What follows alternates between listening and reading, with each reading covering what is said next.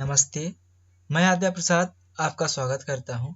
आज हम पढ़ेंगे इतिहास की कक्षा 6 की एनसीईआरटी किताब का दूसरा अध्याय, आखेट खाद्य संग्रह से भोजन उत्पादन तक। आरंभिक मानव, आखिर वे इधर उधर क्यों घूमते थे?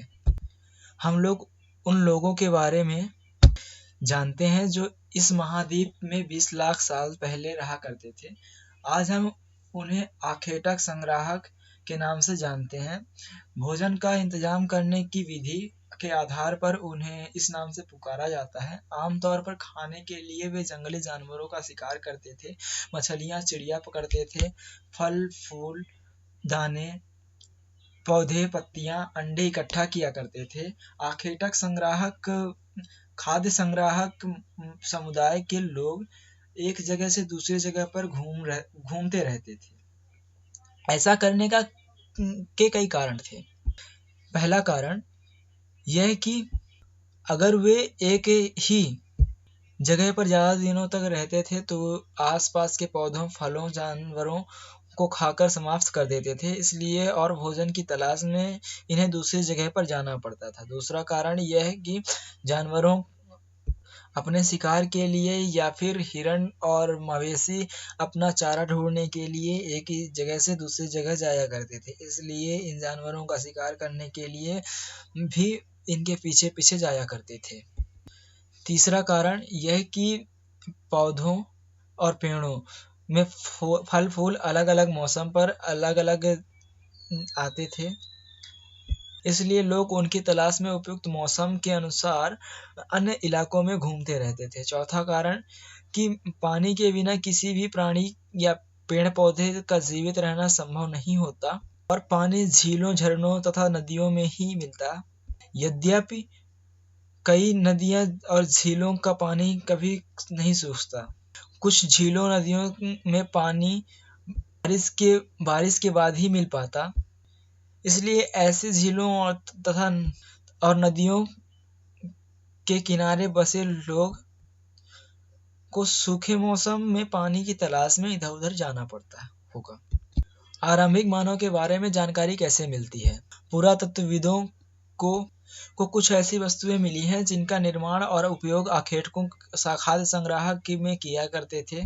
यह संभव है कि लोगों ने अपने काम के लिए पत्थरों, लकड़ियों, हड्डियों और के औजार बनाए हों। इनमें से पत्थरों के औजार आज भी बचे हैं। इनमें से कुछ औजारों का उपयोग फल फूल काटने, हड्डियां और मांस काटने तथा पेड़ों की छाल और जानवरों की खाल उतारने के किया जाता था।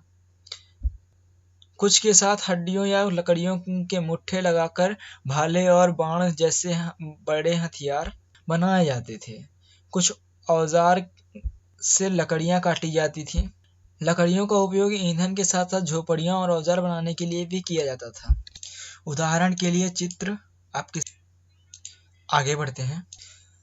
रहने की जगह मानचित्र देखते हैं। लाल त्रिकोण वाले स्थान वे पुरा स्थल हैं जहां पर आखेटक खाद्य संग्राहकों के होने का प्रमाण मिले हैं। इसके अलावा और कई स्थान पर आखेटक खाद्य संग्राहक रहते थे। मानचित्र में सिर्फ गिने चुने कुछ स्थान ही चिन्हित किए गए हैं। कई पुरा स्थल नदियों और झीलों के किनारे पाए गए हैं। हम स्क्रीनशॉट ले सकते हैं आवश्यकता अनुसार।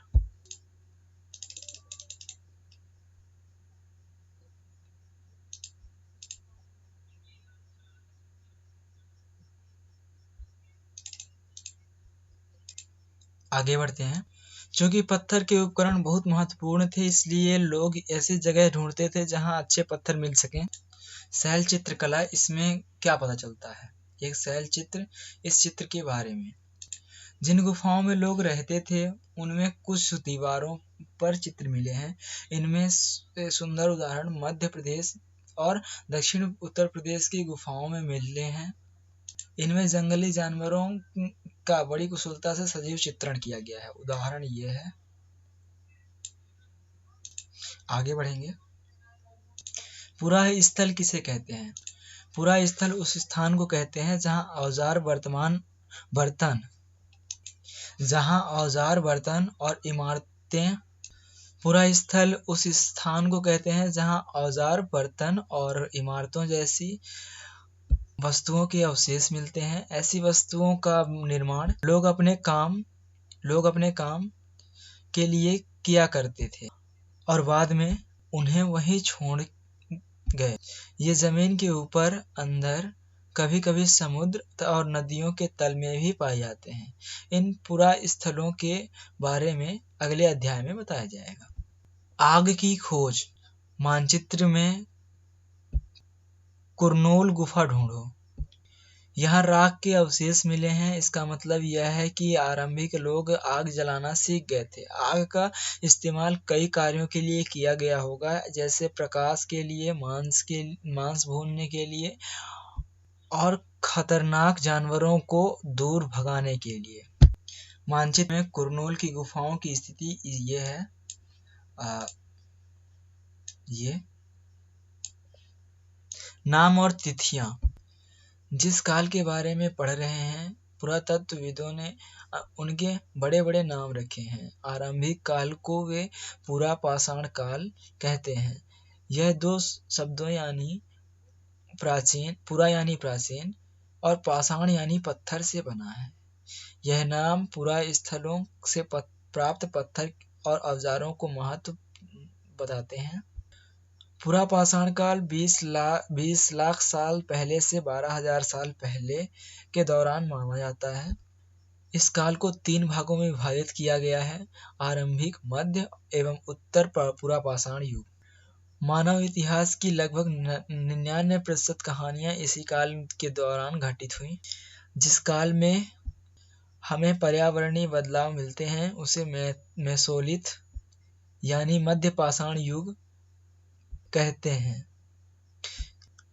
इसका समय लगभग 12,000 साल पहले से लेकर 10,000 साल पहले तक माना गया है। इस काल के पाषाण औजार आमतौर पर बहुत छोटे होते थे। इन्हें माइक्रोलिथ यानी लघु पाषाण कहा जाता है। प्रायः इन औजारों में हड्डियों या लकड़ियों के मुट्ठे लगे हंसिया और आरी जैसे औजार मिलते थे। साथ साथ पुरा पाषाण युग वाले औजार भी इस दौरान बनाए जाते रहे। अलग अलग युग की शुरुआत लगभग 10,000 साल पहले से होती है। इसे नवपाषाण युग कहा जाता है। नवपाषाण का क्या मतलब होगा? हमने कुछ स्थानों के नाम दिए हैं। अगले अध्यायों में हमें ऐसे अनेक नाम मिलेंगे। अक्सर हम पुराने स्थानों के लिए उन नामों का प्रयोग करते हैं जो आज प्रचलित हैं, क्योंकि हमें ज्ञात नहीं है कि उस काल के में इतने क्या नाम रहे होंगे।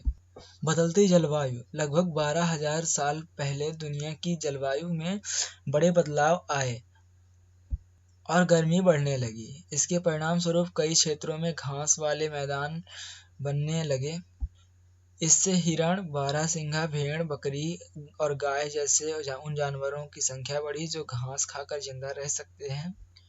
जो लोग इन जानवरों का शिकार करते थे वे भी इनके पीछे पीछे आए और इन्हें खाने पीने की आदतों और प्रजनन के समय इनकी जानकारी हासिल करने लगे।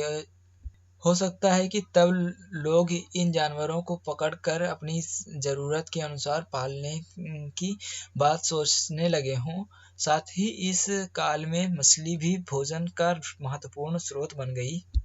खेती और पशुपालन की शुरुआत।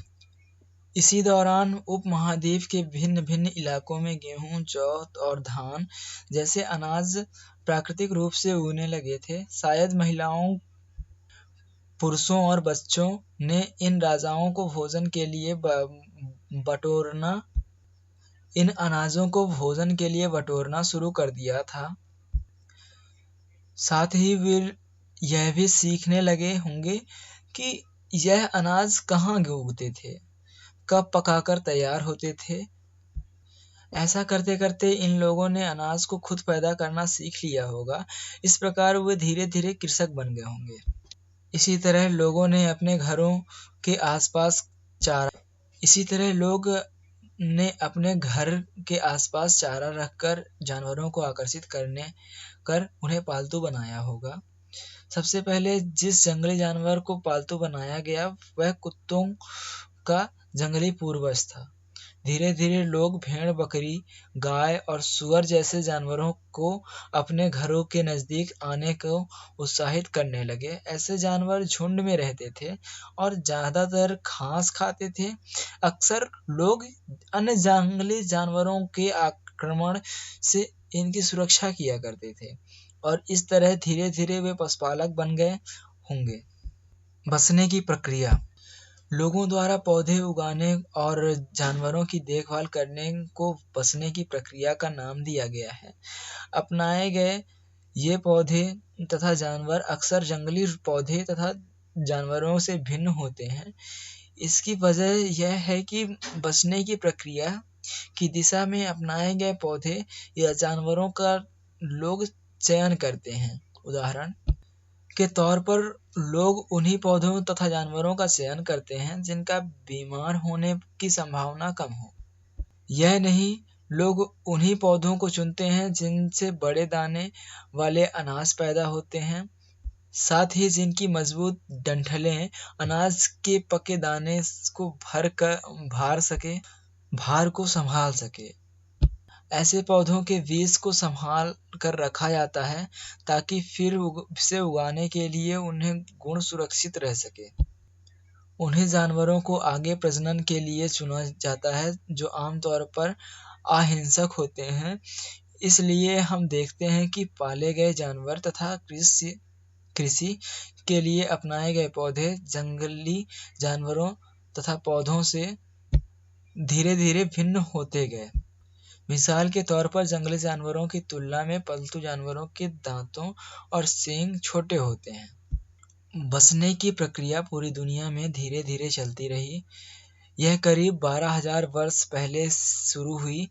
वास्तव में आज हम जो भोजन करते हैं वो इसी बसने की प्रक्रिया की वजह से है। कृषि के लिए अपनाई गई सबसे प्राचीन फसलों में गेहूं, जौ आते हैं।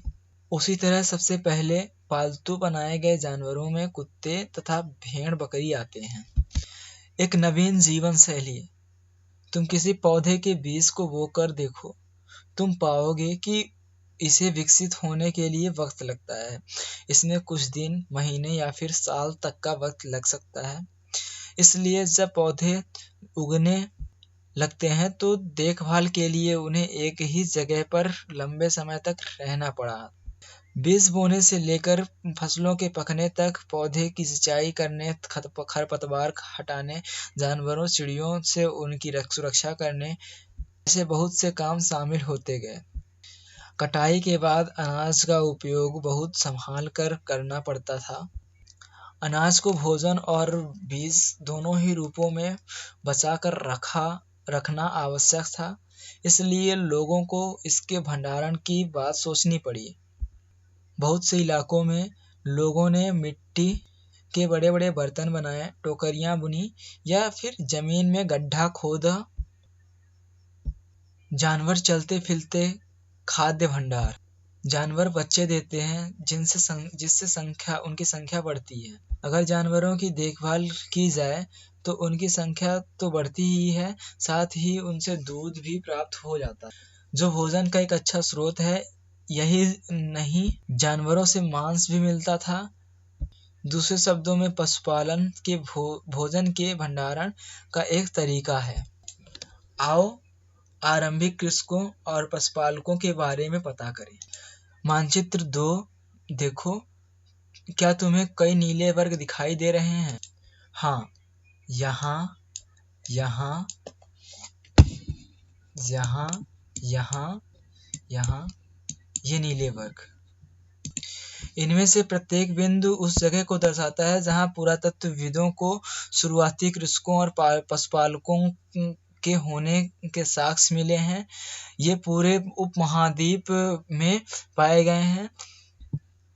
इनमें सबसे महत्वपूर्ण पश्चिमोत्तर क्षेत्र में आधुनिक कश्मीर में और पूर्वी दक्षिण भारत में पाए गए हैं। वास्तव में ये निर्दिष्ट स्थान कृषकों और पशुपालकों की बस्तियां थीं या नहीं, इसे जांचने के लिए वैज्ञानिक खुदाई में मिले पौधों और पशुओं के हड्डियों के नमूने का अध्ययन करते हैं। इनमें सबसे रोचक जले हुए अनाज के दाने के अवशेष हैं। ऐसा लगता है कि ये गलती से या फिर जानबूझकर जलाए गए होंगे। वैज्ञानिक इन के अनाज के दानों की पहचान कर सकते हैं। इस तरह हमें पता चलता है कि इस उपमहाद्वीप के विभिन्न भागों में बहुत सारी फसलें उगाई जाती रही होंगी। वैज्ञानिक विभिन्न जानवरों की हड्डियों की भी पहचान कर सकते हैं। स्थायी जीवन की ओर पुरातत्वविदों को कुछ पुरास्थलों पर झोपड़ियों और घरों के निशान मिले हैं, जैसे बुर्ज होम वर्तमान कश्मीर में के लोग गड्ढे के नीचे घर बनाते थे, जिन्हें गर्तवास कहा जाता है। इनमें उतरने के लिए सीढ़ियां होती थीं। इनसे उन्हें ठंड के मौसम में सुरक्षा मिलती होगी। पुरातत्वविदों को झोपड़ियों के अंदर और बाहर दोनों ही स्थानों पर आग जलाने की जगह मिली हैं। ऐसा लगता है कि लोग मौसम के अनुसार घर के अंदर या बाहर खाना पकाते होंगे। बहुत सारी जगहों से पत्थरों के औजार मिले हैं। इनमें से कई ऐसे जो पुरापाषाण युगीन उपकरणों से भी भिन्न हैं, इसलिए इन्हें नवपाषाण युग का माना गया है। इनमें वे भी औजार हैं जिनकी धार को और अधिक पैना करने के लिए उन पर पॉलिश चढ़ाई जाती थी। ओखली और मूसला का प्रयोग अनाज तथा वनस्पतियों से प्राप्त अन्य चीजों को पीसने के लिए किया जाता था। आज हजारों साल बाद भी ओखली और मूसला का प्रयोग अनाज पीसने के लिए किया जाता है। उसी तरह प्राचीन प्रस्तर युगीन औजारों का निर्माण और प्रयोग लगातार होता रहा। कुछ औजार हड्डियों से भी बनाए जाते थे। नवपाषाण युगीन के पुरास्थलों से कई प्रकार के मिट्टी के बर्तन मिले हैं। कभी-कभी इन अलंकरण भी किए। बर्तनों का उपयोग चीजों को रखने के लिए किया जाता था। धीरे धीरे लोग बर्तनों का प्रयोग खाना बनाने के लिए भी करने लगे। चावल, गेहूं तथा दाल जैसे अनाज अब आहार का महत्वपूर्ण हिस्सा बन गए थे। इसके साथ साथ लोग कपड़े भी बुनने लगे। इसके लिए कपास जैसे आवश्यक पौधे उगाए जा सकते थे। क्या ये परिवर्तन हर जगह एक साथ ही आ गए होंगे? ऐसी बात नहीं है। एक तरफ